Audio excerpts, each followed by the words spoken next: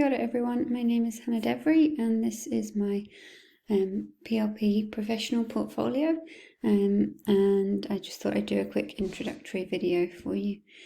I'll start with my pepeha. He iti ho ma rangai e tū te pā hoka hoka, tēnā koutou katoa. Ki te kai karakia tēnā koutou, e kui mā e koro mai mā tēnā koutou.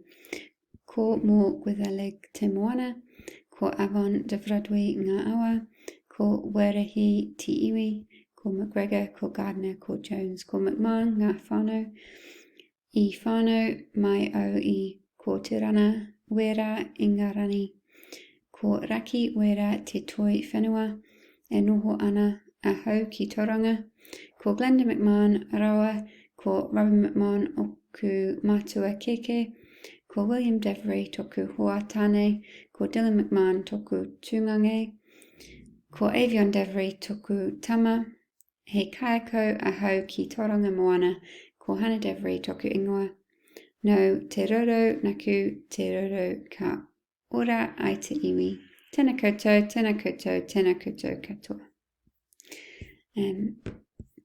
Thanks everyone. This is my introduction page. We've got my Domain 2 badge, the contents, so you've obviously got the intro. Then I've got page 2 is my auto page for my modules, matter page is on page 3, why page on page 4. I've got my neurodiversity current on page 5, storytelling on page 6, and interprofessional practice on page 7. This is a little picture of myself, my son and my husband, and this is where you'll see the video. So if we just move to page 2,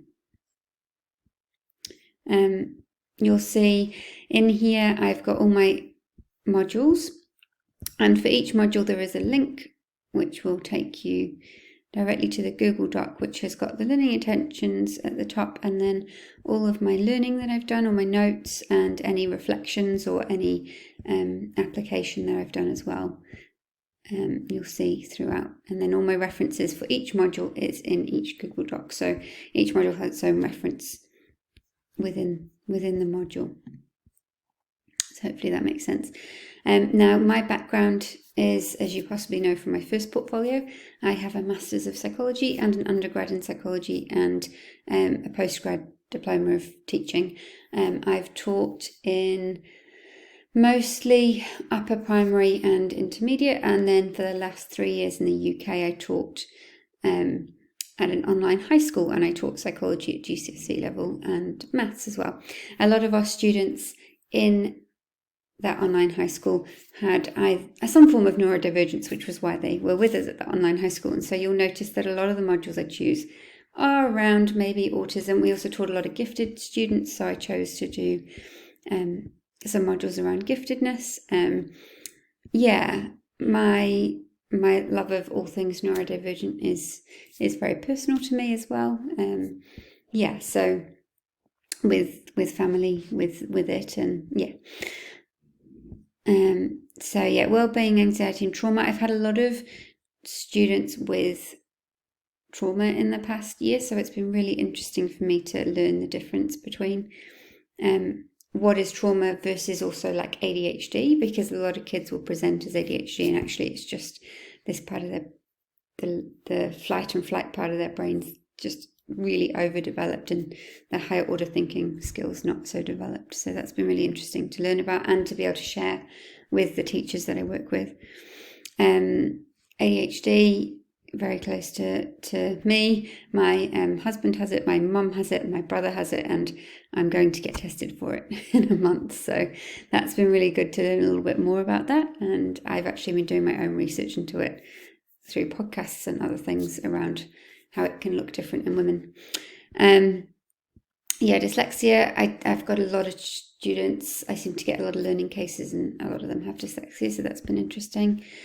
Family-centered practice. I've actually been working recently, co-working a case with a person from the Ministry of Education, and he is really, really family-focused. And at first I didn't quite get it, and I didn't quite understand why he was so pushy about whānau and learning about history and culture for the child and where they came from and who is their being. And actually from doing this module and just working alongside him, I've had this aha moment, and I really get it now, and it's like impacting my practice in that whereas before I probably wouldn't have asked such deeper questions as to like, what are your cultural beliefs and your background, and where did this child come from, and how can we link you to your past? And whereas now I feel like I would be more inclined to do so, to find out who they are as a whole.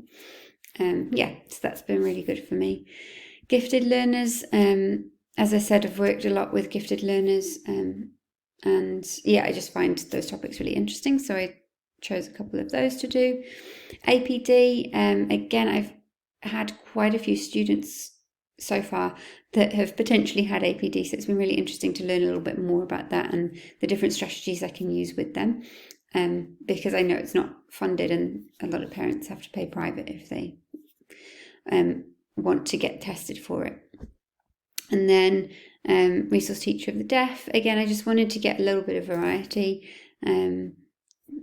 find out what other resource teachers do, so I looked at that one. Speech as well, speech comes up a lot in a lot of my cases I've had so far, and then poverty and disability is quite close to my heart as well, so that's why I chose that one.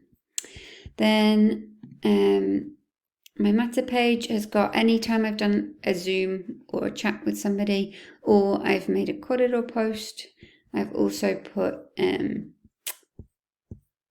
any posters that I've made on here that I've shared, or any time I've ever shared anything with anyone else. Like some emails around dyslexia that I've done.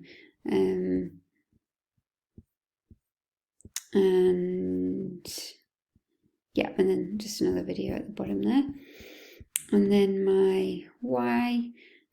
So this has been me taking my learning further. So in my last portfolio, I think I talked a little bit about TAPS, and I'd taken some training. I managed to take some training around the TAPS assessment. This came up when we did a group corridor around autism and assessment. The TAPS 4 assessment came up in that again. And I just decided to take that one step further again. And so me and the leader of our assessment team have decided to create an exemplar, or some more thorough, I suppose, not training, but a place where people can go on our platform to find out what the TAPS is and to understand how to do it, because it's quite a complex assessment to do, and you have to have either done our study or have a master's to be able to actually take the TAPS test. So we thought it was really important to make sure that people have really clear guidance around how to do that. So we've had our first meeting, and we've marked a TAPS together and worked through the manual together, and so our next steps are now to kind of create this resource, which we'll be doing together this term. Teaching ADHD poster.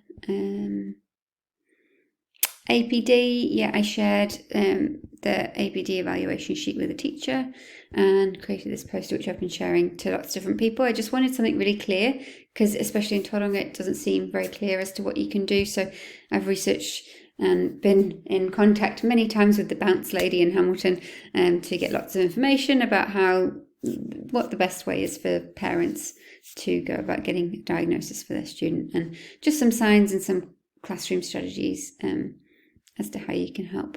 And a really interesting one I found was the audiobooks, because that's so simple to be able to implement with teachers.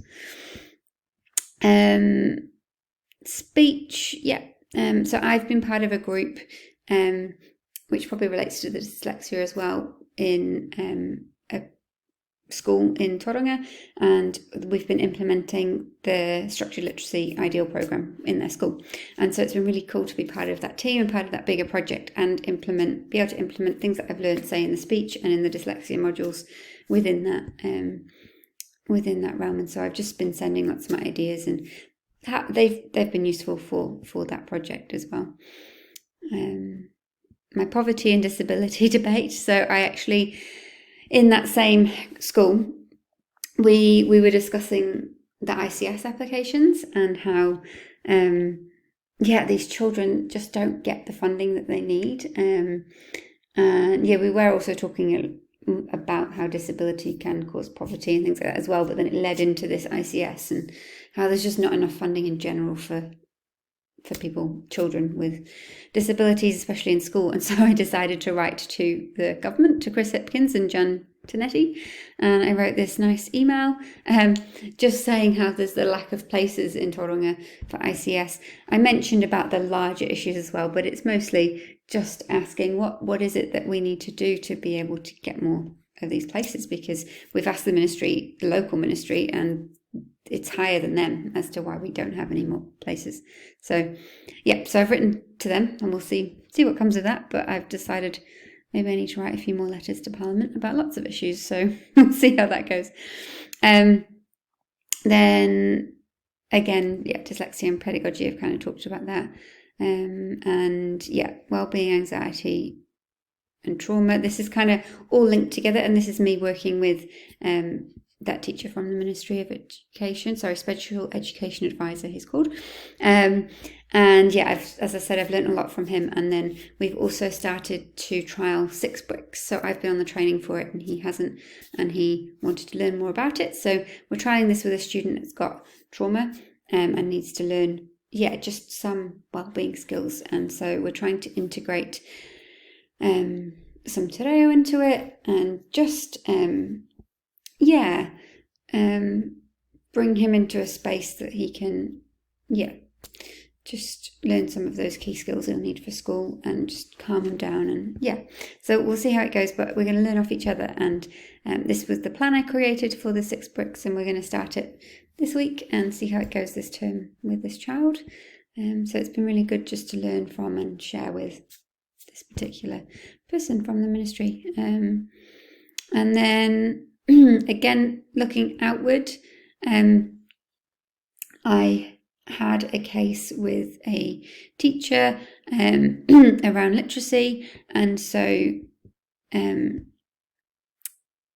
I decided to create a read and write PowerPoint, which is one of the add-ons you can use for assistive tech. Assistive tech is another big, I suppose, heart of mine because I worked at an online high school.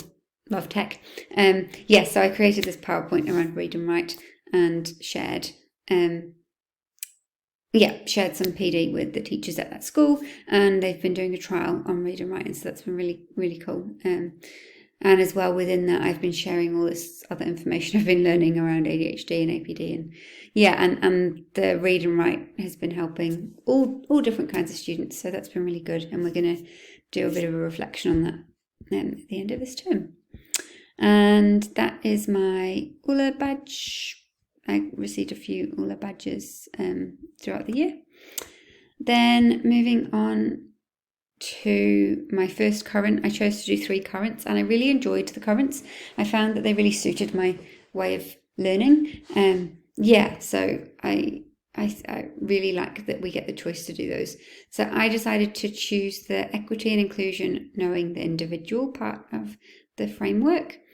And just in this PowerPoint, it's got my Mahi one, so why I chose the topic, my readings, and just a bit about those readings, sourcing the practice. So I just found some interesting things as to how you can maybe get to know the student more, especially if they've got a neurodivergence.